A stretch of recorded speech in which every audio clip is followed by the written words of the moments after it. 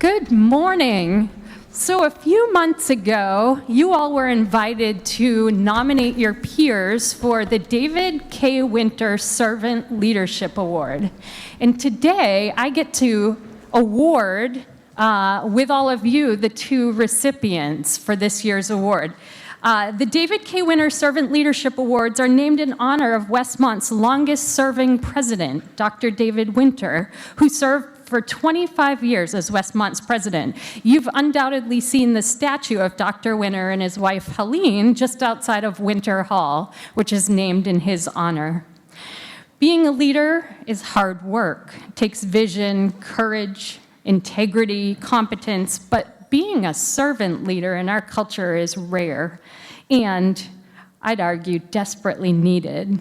Each year when I read through the DKW nominations that you submit on behalf of your peers, I am inspired, sometimes to tears, because I read about the students who tirelessly make the lives of those around them better, who go out of their way to love, to lead well, and to follow the model of Jesus. So today it's my pleasure to recognize one male and one female student for this year's award. This year's female recipient is Joy Sturges.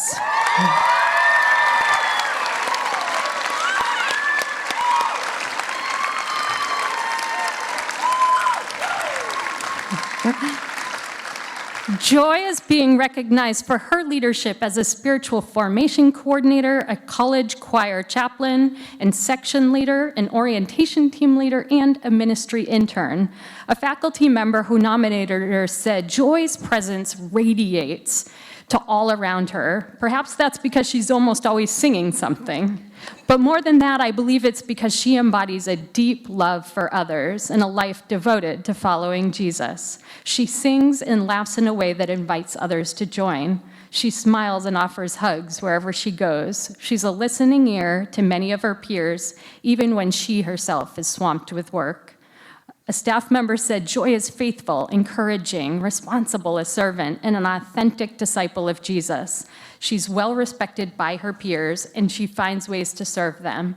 She's been a pioneer with our work with the APEST assessment, served as a ministry intern, and is a clear and winsome communicator." A third staff member who nominated her said, "Joy constantly encourages others on the team and cares for those around her. I am constantly struck by Joy's desire to love and serve God and her peers. She brings a humble and learning spirit as well as an important shepherding presence. Congratulations, Joy. Come on up."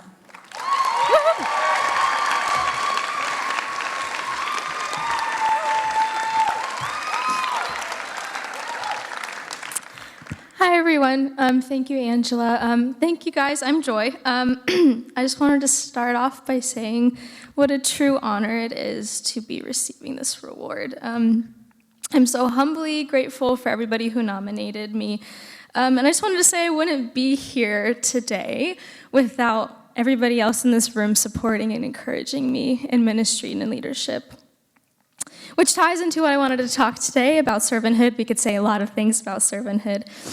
Somebody asked me this week, why do I serve people and who modeled it for me? And immediately I thought, well, yes, of course, Jesus, who is a greater example than he, such as when he emptied himself fully on the cross because of how much he loved us, such as when he washes his disciples' feet in a full posture of humility and self-sacrificial love, to how he makes himself interruptible and available for all of the people throughout the New Testament, being available also to the work of the Lord by not being in a hurry and making time for people and seeing that people matter and are important and deserve time and to be heard and listened.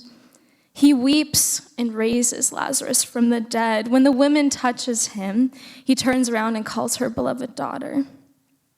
But apart from our wonderful model of Jesus, I learned to serve and love people because, yes, I was first served and loved by God, but I've also been served and loved by the people throughout my life and around me.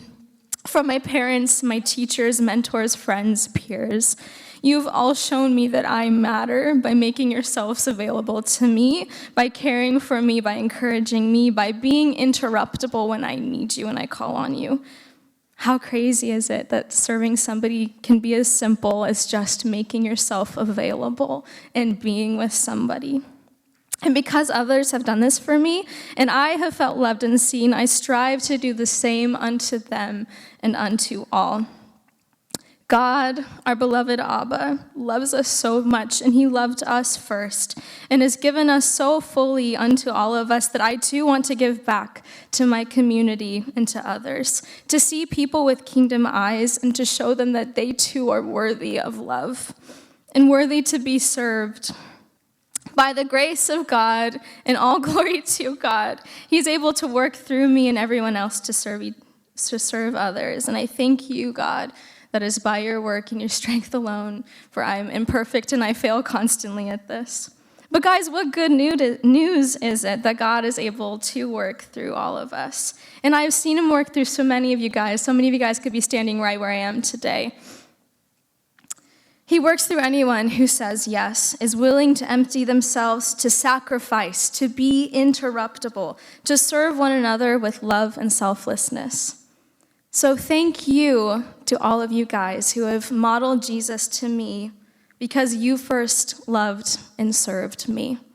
God bless you all. Thank you.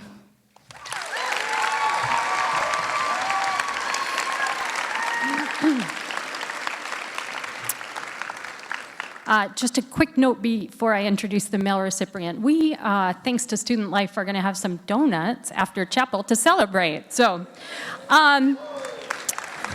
yeah, that deserves a clap. Okay, so this year's male recipient of the DKW Servant Leadership Award is David Shiang. Woo-hoo!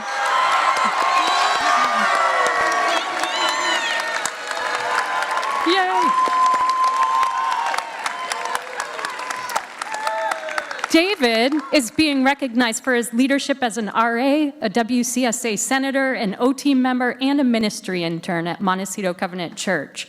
A student who nominated him said David is compassionate and personable, offering support to all. Additionally, I see that David is humble, offering his time in relatively unglamorous ways, such as teardown after chapel.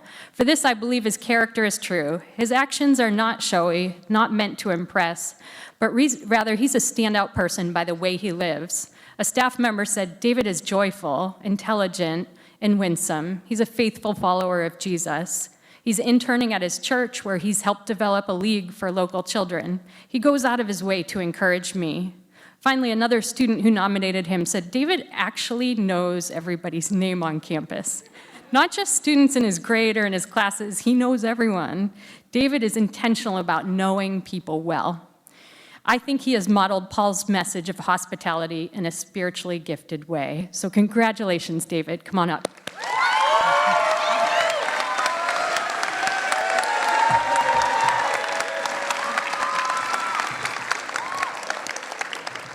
Thank you, everyone.